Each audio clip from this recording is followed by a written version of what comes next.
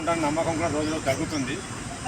అలాంటి తల్లి depot 1984 April 24 depot ప్రారంభం కావడానికి క్రీస్తు శేషులు అప్పటి ముఖ్యమంత్రి ఎన్టీ రామారావు గారు ఆయనను ఒప్పించి మెప్పించి మనకచ్చిన డిపోను కొట్ల పోయినప్పటికీ కూడా కొట్ల సంతోషమే.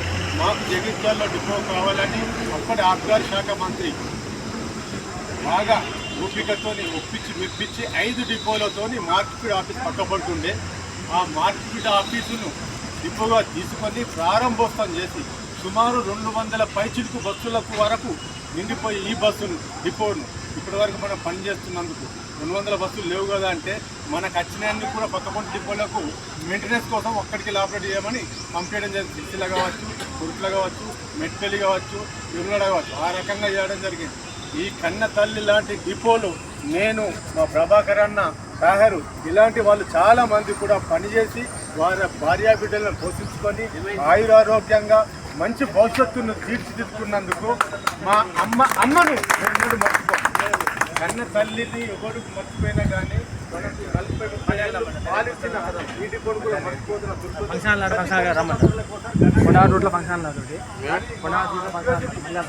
గారి బిడ్డ మా బిడ్డ ఒక రకంగా ఆనందంగానే ఉన్నది.